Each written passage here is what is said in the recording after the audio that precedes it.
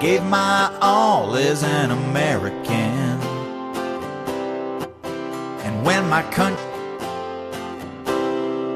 as an American, I've been to the peaks of majestic mountains where the air is sweet. I've watched the eagle as it soars in beautiful skies that just can't be ignored. And by this country I'll always stand, for freedom and liberty for every man. When times are hard and things get rough, America always stands ready and rough. As an American, I eat apple pie, play baseball under its blue skies. As an American, I travel this land and follow her roads wherever I can. From sea to shining sea, I've seen a lot, and none of it will be forgot. And when my country called, I gave my all as an American. And when my country called, I gave my all as an American. Forever American is what I am.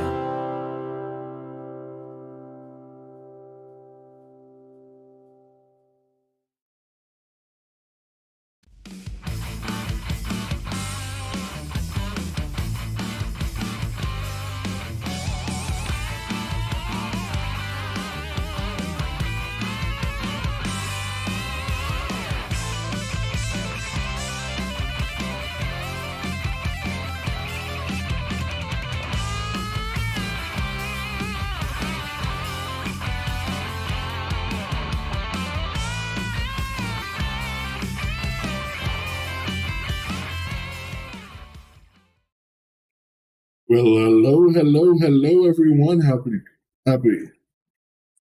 a great day, I hope. I'm sorry I could not speak there for a second. I do not know what's going on with me. Hi, Debbie Martin. Hi, Debbie Rogers. Hi, Nana. Hi, Rodney. Hi, Pam. Hi, Corinne. Hi, Karen.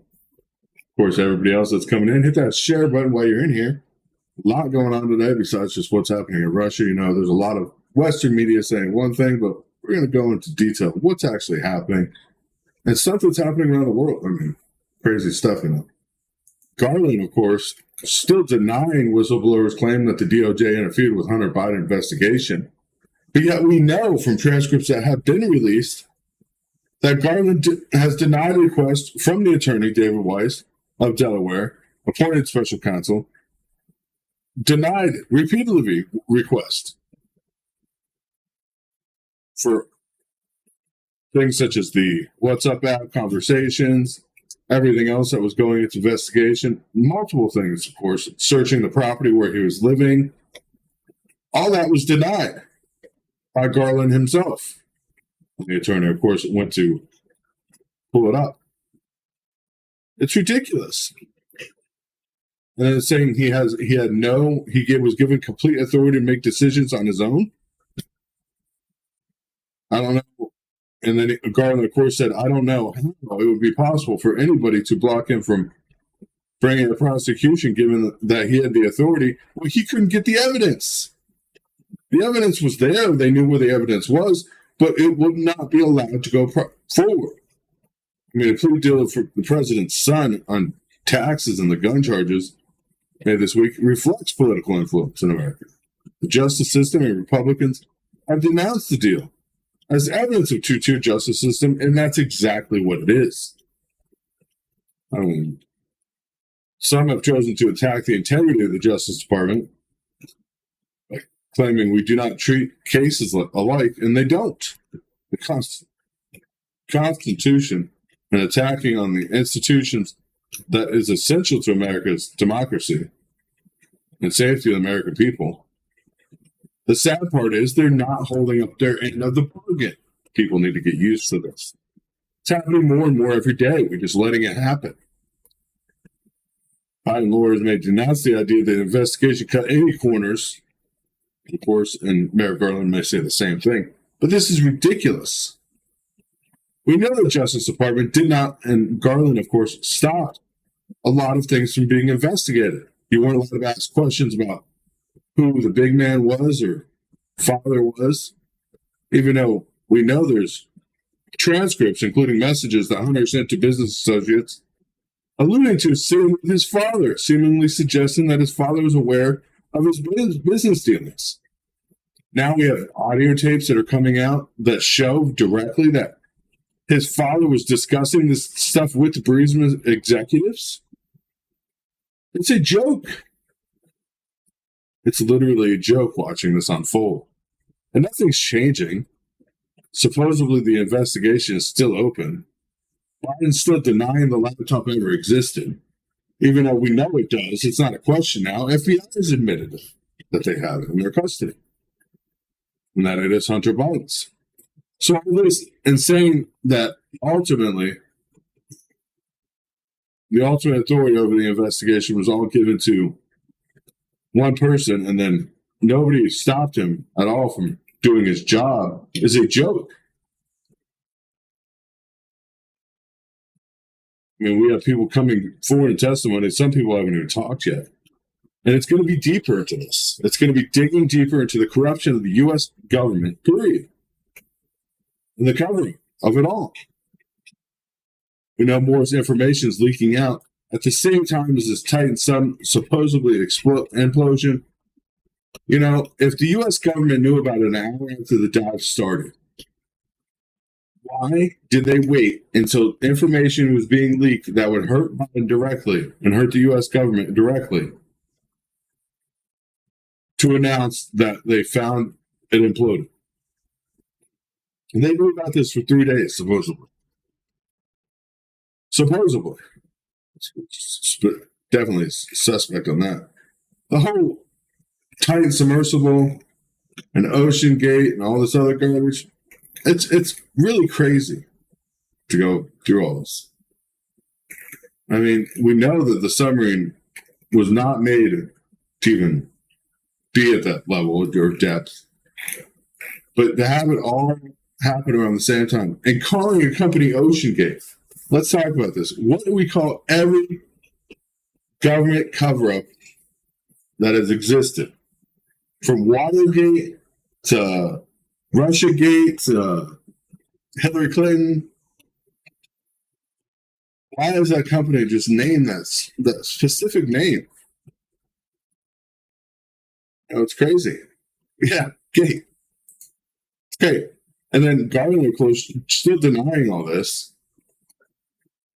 And Hunter Biden gets a plea deal days after his special counsel on Trump's case filed a historical 37 counts of indictment for allegedly mishandling classified documents, which, according to the law, according to the Presidential Record Act, that has been in place and it supersedes all other laws regarding records with the presidential records. He didn't do anything wrong, but yet Trump's being charged with 37 counts. And it's a joke. This is literally a joke when we're going through this. The problems, of course, happening in the United States are much greater than this. We have infrastructure collapsing. Montana, bridge collapsed, sending tanks and cars into the Yellowstone River. Bridge, of course, collapsed in Yellowstone early Saturday, or early today, landing multiple rail cars in the water. Montana Rail Link, the company operating the train, said in a statement that several hazmat cars plunged in the river. Several hazmat cars. We don't know what's in them, of course. Also, rail cars carrying asphalt and molten sulfur, substance that pretty quickly solidifies when it comes in contact with cooler temperatures. But molten sulfur is not the same. That actually depletes. It actually washes with the water. Of course, sulfur in the river. The two cars carrying sodium hydrate sulfur and acid salts. Okay, this is going to be a problem, an ecological problem that's going to be downriver for a long time. This is the kind of solutions that you make to make sulfuric acid. Between these two carts, sodium hydrosulfate supposedly did not enter water an initial air quality assessment say the chemical was not released from its car. The car went in the water. I think they're just trying to make people look the other way. This is sulfuric acid, directly dumped into a major water tributary. I mean, water treatment plants are going to have a field day trying to filter this out because it's going to destroy filters. Let's be honest. Of course, they closed parts of the park in Yellowstone and the Stillwater River right now. Parts of it are closed because they don't want people seeing what's happening. Let's be honest. Infrastructure in the U.S. is failing. And this isn't the only bridge or random thing that's happened. I mean, look at how much water, we have contaminated water throughout the entire United States as pipes, of course, of years of erosion and water mains and water lines are tracking heavy chemical leads and everything else into people's drinking water. Happening all throughout the country, bridges failing. It's nothing new. Major roadways collapsing. It's happening. It's happening everywhere. Corrupt government, lack of infrastructure, any kind of support for infrastructure, let's be honest. And then we got idiots like Biden trying to push all our money overseas, and nobody seems to care at this point. What are we going to do? Our prisons are failing worse than this, and that's something just ridiculous. I don't know. A whole bunch of hydrosulfuric or sulfur hydroxide acid is going to be a very big problem for the limestone bed in Yellowstone. It's crazy. And of course, Blinken, with his discussions in China, Secretary Blinken, of course, his key allies with South Korea, discussed results of his visits from China this month, causing more problems. I mean, we know there's so much going on with China and the Biden family. And then we know this conversation that Blinken had only happened because something Biden has on China. We don't know what. But this is ridiculous. And then they go on to go and, of course, push South Korea and play a constructive role in North Korea's suspension of provocations of denuclearization. Saying that China's agreed to this, to South Korea. Knowing North Korea, of course, is going to hear it and criticize Blinken for trying to get China to pressure. To lay down arms. And of course, North Korea is warning its response will grow more overwhelming and more aggressive. Especially because any stronger military measures the United States take on the Korean Peninsula, it will react to directly at this point. It's crazy. You didn't think Blinken's threats to China, for China to pressure Pyongyang, of course, North Korea, expresses any dangerous mentality? No, of course not. That's not going to cause any provocations or make North Korea think we're directly trying to attack them already. And just after, of course, Blinken left China, Taiwan airspace, of course, had another inclusions from Chinese Air Force approaching close to the island coast. Obviously, China doesn't care. 8 Chinese warplanes crossed the Taiwan Strait median line and approached the island contingency zone 24 nautical miles off the coast today. As tensions further rise between Taiwan and China. So obviously, whatever Blinken had to say did not change the outcome of what China thinks. I mean, regularly the jets sent across the line, but this is the closest they've been to the coast. Watching this, of course, furthermore developments as Canada's wildfires, of course, rage on, causing more problems throughout the states and everywhere else. Going back to these, of course, where these fires started and how they fired, it's ridiculous. A single day, hundreds of fires start, leading to millions of acres burned at this point. saying that climate change is fossil fuel driven. Burning of a whole country's national forest is pretty climate change to me. I would blame that before I blamed any kind of oil or gas and oil industry. Let's be honest. It's crazy. And the Wagner Group, let's talk about what's happening in Russia, because this is the big thing. Russia, Ukraine. You know, this whole NATO Ukraine thing right now is very suspicious. Nobody's paying attention. Yes, the Wagner Group did cross into Russian territory, and Moscow called for its surrender of forces and an immediate arrest, of course, of the Wagner Group's leader.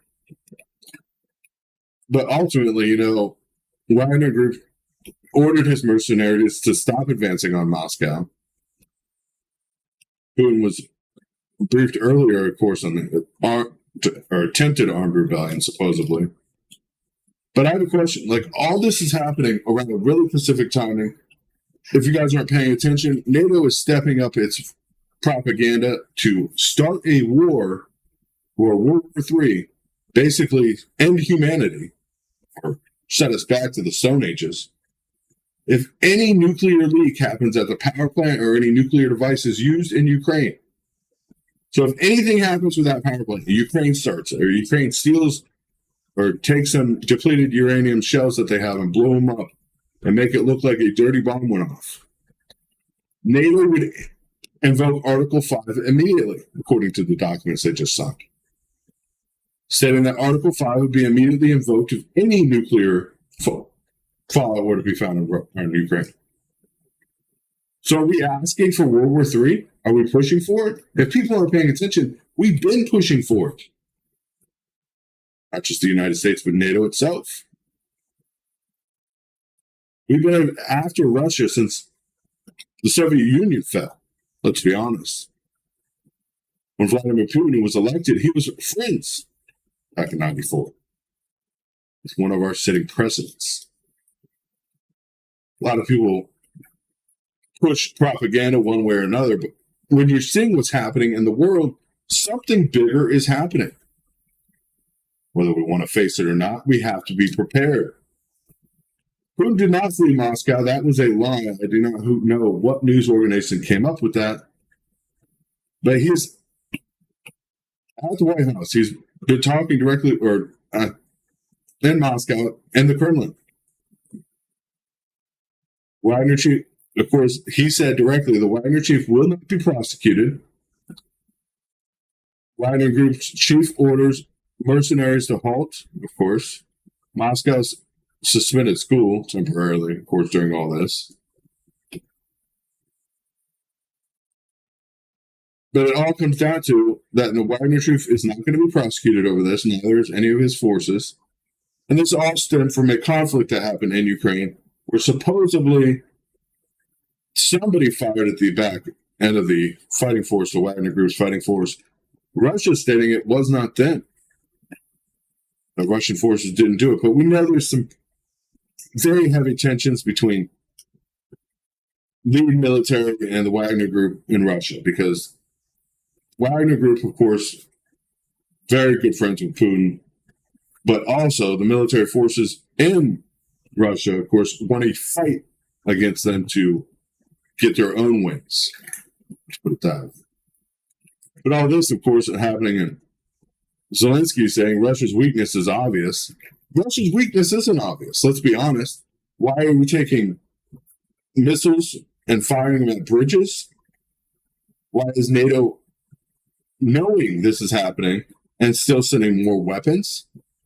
If Ukraine was doing so great in its response to Russian military forces and private military contractors being there in their country fighting against them, why would they be blowing bridges on property like Crimea that they're going to try to retake? They're destroying the infrastructure. They need to retake it. Makes no sense. A lot of chaos is looking everywhere, and nobody's actually holding the line. No one can tell what lies are happening and how much is being hidden. We know Russia's ready to push the red button anytime, especially if the U.S. or any NATO nation declares Article 5. And this could be very dangerous. The more chaos, the more pain, the more problems. Of course, the more America profiteers off of war. And nobody can say that's not true.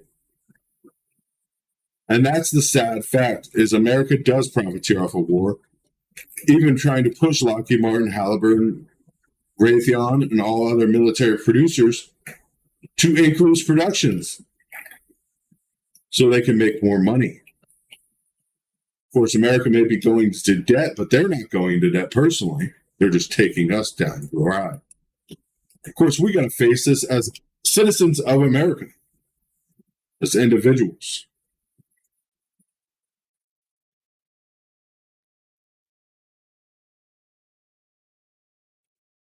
It's just sickening watching this unfold. Of course, this is the United States of America. We were once the richest country in the world.